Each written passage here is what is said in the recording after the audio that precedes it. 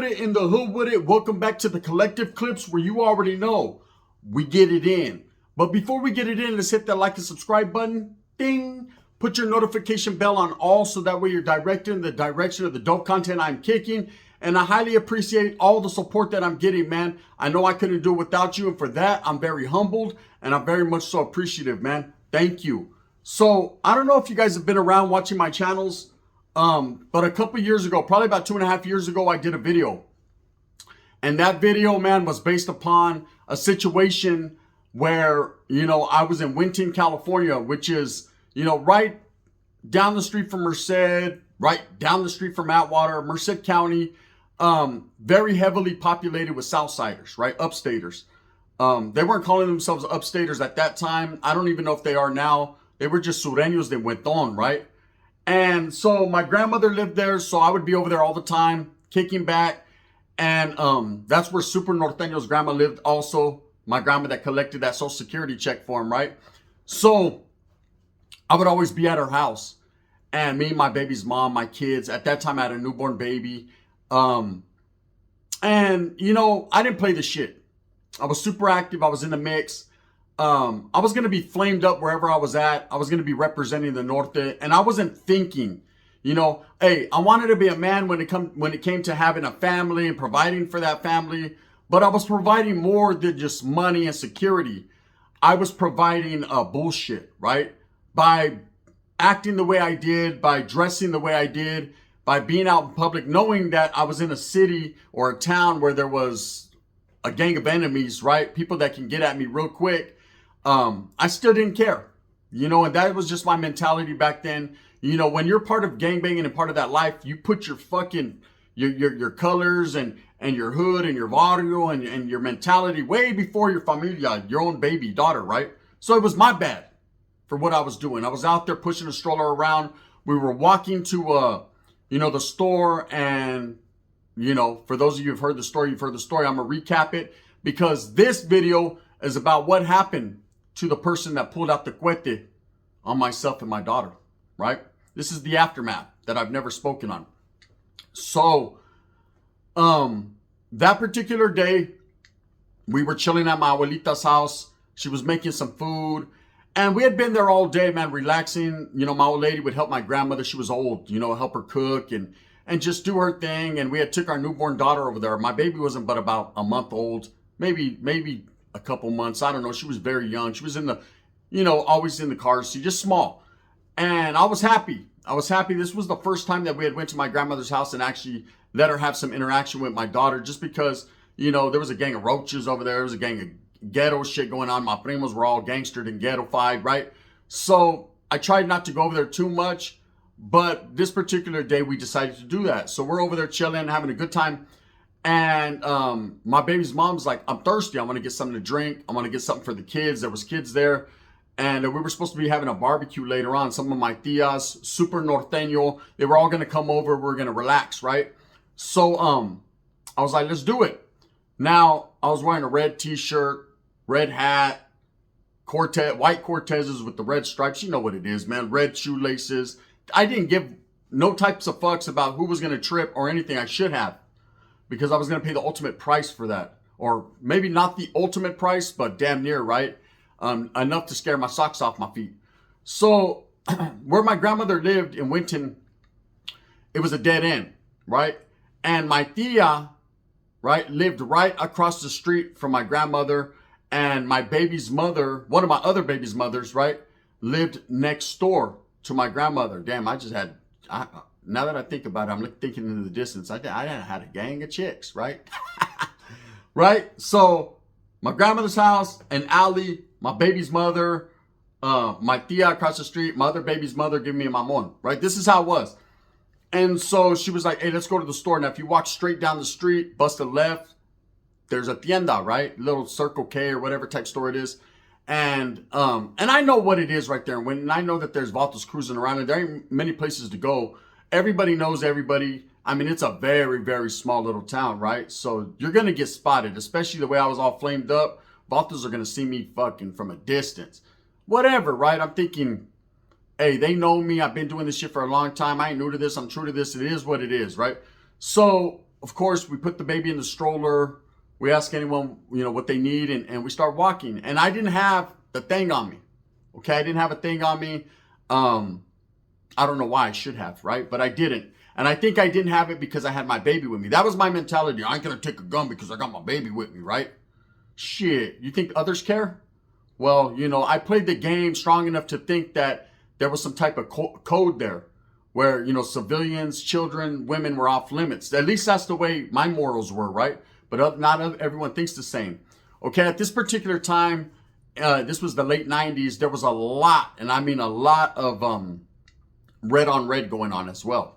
Especially in the city of Merced. The west side where I'm from used to be going at it with the north side. Thick. I mean, every time we seen each other, there was some type of altercations, beef.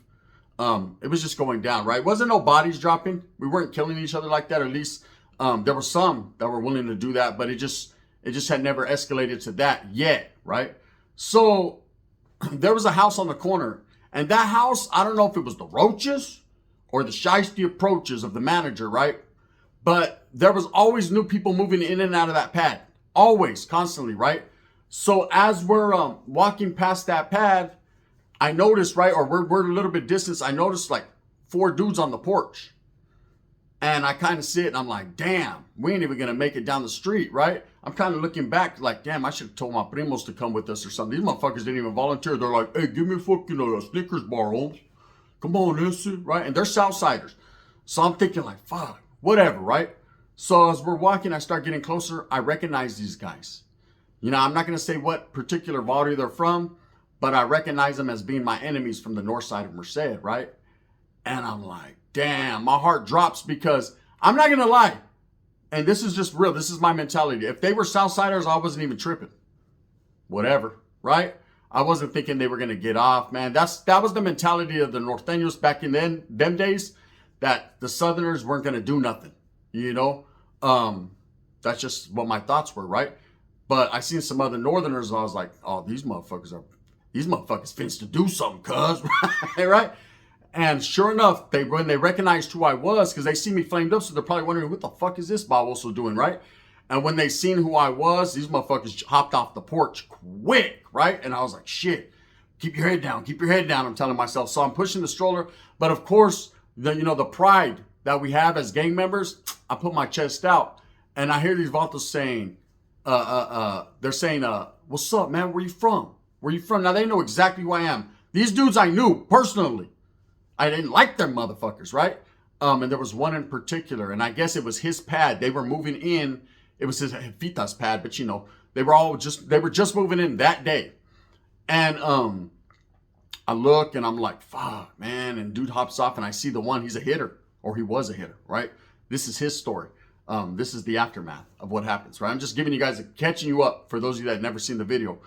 And so I got my little daughter in the stroller, my baby's mom's, I tell her, hey, get on the outside of me, just in case they start busting, man, just take the baby and cover her, right? She was like, what? She's all scared, like, they're not going to do that, are they? And I was like, shit, I don't know, right? So they all come up to us and they're like, hey, Holmes, where you from? And I look and I'm like, dead end. What's up? Merced, right? And they're like, whoop-de-woo, whoop, whoop, north side, homie, woo. And I was like, all right, that's cool. And then one of them pulls out a cuete. Boom. And he points it at my daughter. He said, what you going to do if I smoke your baby right now in front of you? And I looked at him. I said, put the gun on me, bro. Don't be a coward, bro. Put it on me, right? And he was like, nah, bro, I'll keep it right here. He's like, you ain't going to do shit with these, disrespecting my dead homies. Fuck you, fuck your barrio, all that, right? And I know there's going to be some hardcore gang members that get in the fucking, the comments, oh, bro, I would have got off right there. Nah, you ain't going to do that, right? You're not, especially when the gun is pointed at your newborn baby. You just got to grit your teeth and take it, bro, like I did, like what a man would do, right? So I was like, okay, motherfucker. What the fuck is this? I was pissed. And they're like, what? Say something, motherfucker, right? I'll smoke your old lady right here and your kid in front of you. And notice that they keep, and this is true story, they keep threatening me with them, but never once saying I'll smoke you in front of them. It's always, they're trying to get to you. That's the gangbanging mentality. That was the mentality back then. But it was a mentality I had never seen up until that point because we didn't get down like that. And so I look at him, I go, bro, you ever been to prison? He was like, yeah, you know I was in prison, fool. You know who I am. You know what I'm about. I said, then how can you be doing this, bro? How can you be threatening babies and women, bro? Fucking coward, bro. Kill me if you're going to kill me. I don't give a fuck, bro. You know what I'm saying? Just don't let them go. You know, do me, bro. Do me like a fucking, hey, do me like a fucking Belle Biv DeVoe song, puto, right? What's happening? Do me, baby, I'm right here. I started getting mad. I was getting frustrated because I was like, if this motherfucker's going to do something, stop talking about it, just do it. Hurry up. I don't want to see it. Please don't hurt my baby, right? I was like, hey, I ain't gonna lie, I had tears in my eyes. I was so mad. Have you ever been so frustrated you fucking want to cry, right? I wasn't scared. At that point, the scariness or any type of apprehension left me. And now I'm just fucking furious, right? So anyways, these fools, you know, they're fucking clowning, talking shit. Yeah, we're going to give you the pass right now, fool, but we're taking over Winton. This is Norte, this is that. And I'm thinking, damn, I'm a Norteño too, man. This is what it's come to? You know, we represent the same shit, the same cause. If we were to get locked up together tomorrow, me and this guy, we'd be in the same fucking cell, eating the same sopa together, right? But out here, you know, this fool wants to pull a gun out on my baby. So I was thanking God that he let us go. So we walked down the street. So it's immediately, as soon as we bumped the corner, right, my lady's all scared. She's crying. She goes in the store. She don't know what to do, right? Bam. And we should have just turned around and went back to the pad. We weren't thinking like that. I call my primos. Now, I had the primos that were right there. Caca. They ain't about shit. No, I had my primo that was around the corner, right? That lived down the street. I ain't gonna mention his name, but he's with the smacktivities, right? So I call him. I'm like, hey, fool. He's like, what's up, Bessie? I said, hey, fucking, I give him the rundown. This is what happened for these motherfuckers. He was like, wait up, fuck all that. There's Norteños in my town, right? I was like, yeah, motherfucker. He's like, they're moving in. I was like, yeah. He was like, oh, hell no. I said, right? Hey, sureños, mount up, right? So he comes with his homeboys or whatever. They post up at my grandma's. They got the sick Impala parked like a sick one, right? I'm right there. I call some of my homeboys, and everyone's like, let's go get off. Fuck these fools, right? Them fools are hella deep, right? They're all strapped up in the front. It was like the OK Corral standoff, right? And I was like, ooh, it's about to go down. Anyways, it doesn't. Little by little, them dudes are fucking, they move in the house, they leave, right? Everyone's just like, whatever. Or at least I thought it was, right? So we end up going back to Merced, and boom, boom, boom. We made it, but I'm mad. I want to double back, right? So I call my primo, a couple homies, like, hey, look, let's double back. You know, I can't go out like that, bro. Ain't no way, bro. You know, this motherfucker pulled a gun out on my baby. I need a body, bro. Like, I'm willing to go do life in prison. This is my mentality. Please don't kill my baby. My baby needs me. Come on, let's go do life, right? I don't know, man. You know, sometimes a father has to protect his kid any way he can, and then sometimes, you know, it is what it is. Anyway, so that was the way I was thinking that day. And now I'd be like, hell no, man, we made it. Let's get the fuck as far away from this bullshit as possible. But back then, I was wanting to get right back into the bullshit, right? So I called him. My primo was like, what do you mean? I was like, let's go fucking handle business. He was like, psh, fool, them fools don't live there no more. I was like, fool, they just moved in. Motherfucker, stop bullshit. He's like, they ain't living there no more, right? Man, we cruised to my grandma's the next day. That house was burnt to the grizzly. I was like, oh, shit.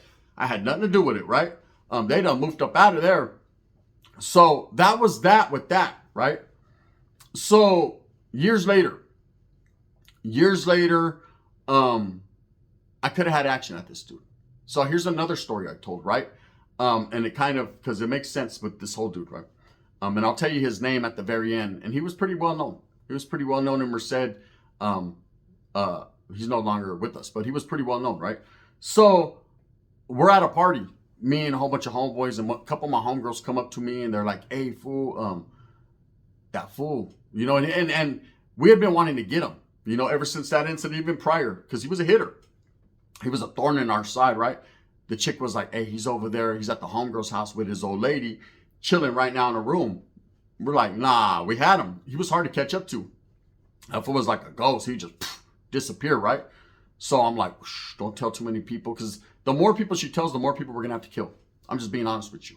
We were gonna go in there on straight fucking crash out mode, real life, right? So I tell a couple homeboys, right? You guys with it? They're like, we're with it. So we go over there. Quietly, I've told the story before. Quietly as it's kept, I have a change of heart at the very last minute. Yeah, call me sentimental and the good guy, but I also was the smart guy. I'm looking. There's 4 chicks, okay? Plus the chick he's in the room. That's 5 bodies, okay? There's 4 homeboys that are with me. One of them is my taita. He's down the road, right? The other 3, I don't know, right? So there's another 3 bodies, right? Plus him. We might be digging holes all fucking day, right? Like some Joe Pesci shit. I don't think that this is the right time. I think we just got to catch this guy when it's just like me and him, and that's it, right? Because I ain't trying to go do life at this. Now, I was thinking that day. I was like, nah, you know what I'm saying? There's a lot of mamons in my future, and I don't want them to be in prison. Fuck that, right? I don't get down. So, I've told the story. I actually went. He was in the room messing with his chick. I knocked on the door. I'm like, hey, fool, it's me. Whoop-de-whoop. You already know what it is. Bro, I'm going to give you one chance to get up out of here, man. You jump out that window, bro. If not, fucking, we're coming in. We're coming in, right? And I ain't going to lie. That motherfucker jumped out the window, was running down the street. His old lady came, got crazy, you know, I'm not going to say what happened to her, but let's just say I ended up marrying her. Man, the life I lived, right? I did end up marrying that chick. I've told that story. Years down the line, we forgot who each other was, right? She won't forgive me anymore. So anyways, that was that, right? I didn't see the guy for a long time. One day I'm in the Pinta, I'm in prison, and the homeboy comes across a CD, right? Some bootleg ass shit he got from a cop. And he's like, hey, bro, there's fools from Merced that are rapping on this shit. I'm like, let me hear this shit, right? So I'm hearing it, and it's that fool, right? I hear him mention his name. Well, I'll tell you his name. His name's Tiny from I'm not going to say where he's from, but his name is Tiny, right? And he's Tiny Local, this woo-de-woo, he can't rap worth shit. And I was like, damn, man, this motherfucker's a rapper now, right? And I was thinking, damn, he could have got me and my kids, and then I could have got him. And I'm happy that there's a Merced rap song going on, but I don't like this fool, right? And so I'm just like, all right, like this kid, now you want to be a rapper? Well, I'm gonna fucking write you, gonna play your whole shit, right? One day. So what happens is he gets caught up in a situation. I'm locked up in prison. There's nothing I could do. A couple years later, he gets caught up in a situation where he all that gangbanging he did, all that being a hitter, shooting at people, and just being some super gangster he was, he tells. Okay, he tells, man. He tells, and everyone's talking about it like, damn, that fool snitch, whoop-de-whoop. He got the fuck up out of town, this, and that. Well, he had a brother, right? And his brother was like lightweight in the mix, but not really.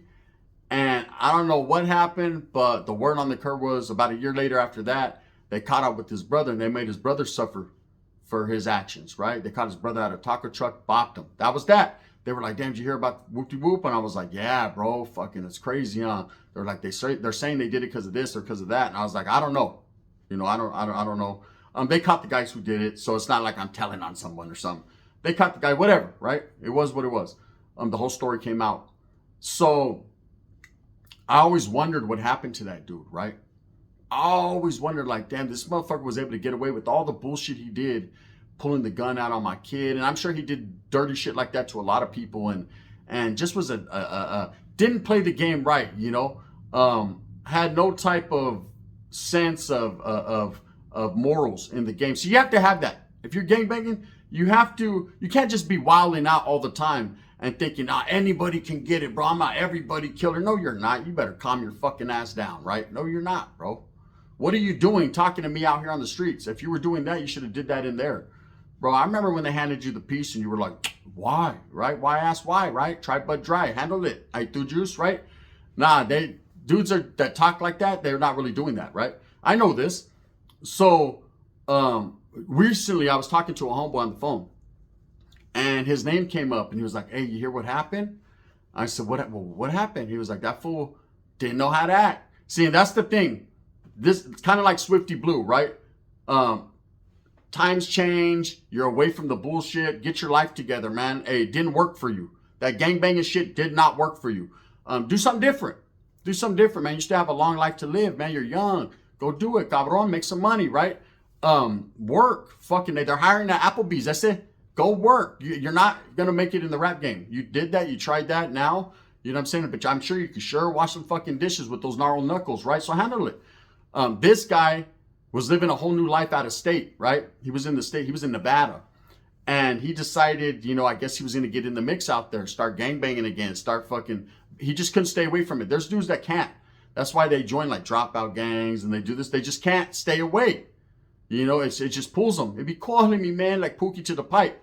You know what I'm saying? Like Sheila to Burger King. You know what I'm saying? Like Changa to my huevos, right? So I was like, bro, what happened? He was like, shh, that fool went to fucking prison, bro. They hit him like 50 times in there. I was like, what? Yeah, his dirt from the past caught up to him and his own homies got him. And I was like, wow. You know, and I felt bad. Is that bad to say that? That's how I felt. That's how I felt. In one instance, I was like, good. That's what he gets. That was the devil in me. That was the gangbanger. That was the, you know, and the father, you know, because of what he did. But then the man, the raza, the real man in me said, it's fucked up, man. You know, he could have changed. He could have did something, but, you know, that mentality he had was fucking corrupted from the gate. You know, and that's just the truth, man. It happens. So, yeah, man, for the youngsters that are out there, think. You know, there's guys that get pulled away from it and start a new path in life, and one little thing could fuck it up, and then they go back to their old ways. You know, it's a trip. I'm gonna tell you guys something right here. And don't ever think, well, I got tattoos. I look like a gang member. No one's gonna give me love. Let me tell you, I got pulled over yesterday, right? Perfect example. I got pulled over yesterday. Man, I was guilty than a motherfucker. I was willing to take the ticket on the chin, right? There's straightaway. I'm in the turning lane, but I'm trying to get to the straight lane so I can go straight. But cars are blocking me, right? So there's like a SUV I see, but I don't really look at it too much. Just the SUV, and there's a red car right here, and they're like blocking me out. And they go around the SUV. They go from the turn lane to the straight lane, cut him off, right? And I'm like, fuck it, I'm right behind him, I I go right behind him. And when I go behind him, man, I hear a honk, like, you stupid ass. And I'm like, I'm not even trying to look because I feel ashamed. You know, when you do something stupid, you feel ashamed. And I look in my rearview mirror and I cut a cop off. I cut a goddamn cop off, right? This motherfucker's looking at me like, you stupid motherfucker, right? I said, bam! You want me to pull over, officer? I already knew, right? He hits the lights on me. I pull over, take my keys out of the ignition, sit them on my dashboard of my truck, right? Because I already know I got my hands right here because I ain't trying to get my whole shit shot off, right? And he comes walking up on the passenger side. And he was like, bro, how are you going to cut a cop off, right? Cool ass cop. How are you going to cut a cop? I said, man, listen, you got me like a mother. I did that. I'm so sorry, man. There ain't nothing I can say. I'm not even going to argue with you. Like, do whatever you're going to do. You want to take my, what are we talking about here, right? And he sees all my tattoos and everything. He said, what hood you from, man?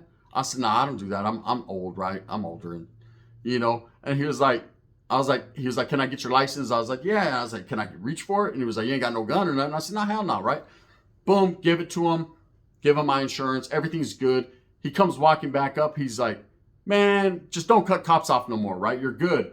And the moral of that story is, just because I'm all tatted down, you know, used to be from something, I can have a civil conversation with people. They don't judge me anymore. I don't have to be like, fuck it, full crash out mode. Fuck that. He's going to fucking start thinking, oh, he's going to, because of my tattoos, he's going to label me. He's going to think, nah. He asked me, where'd you from? I said, I ain't from nowhere. All right, cool. You know, that's it. I gave it to him straight up. I have nothing to be scared of, man. I'm riding legal like Bugsy Siegel, right? The thing is, you know, you could change your life and not have to worry anymore and stress like I used to back in the days. Man, back in the days, cop would have pulled me out. As soon as he would have came walking up, I would have pilt on his ass, right? And then the on the run would have begun. You know, then the adventure would have really began. Anyways, that's what happened to Tiny, man. You know, do I feel good about it? Sometimes, you know, I wake up, I'm like, good, that motherfucker. I hope they hit him 59 times, right? For what he did to my baby. You know, she doesn't understand. She doesn't know. When she's older, I'll tell her the story. You know, she'll be like, wow. But that was and again, I was guilty of having my kid out there all flamed up, gang banging. And, you know, I can't blame no one but myself. That's why now I've changed. With that being said, I hope that you move smooth with a purpose. Get everything that you want coming. And remember, at the end of the day, it's all about the strive, struggle, the struggle, the strive. Yes, there will be a Super Norteño episode. Tune in, man. Let's turn up. This one's a good one. Hey, let's just say this. Ricky does Pepe dirty. Or does he? One never knows, does one. We're going to get straight to it, man. This is the gun. Bang, bang.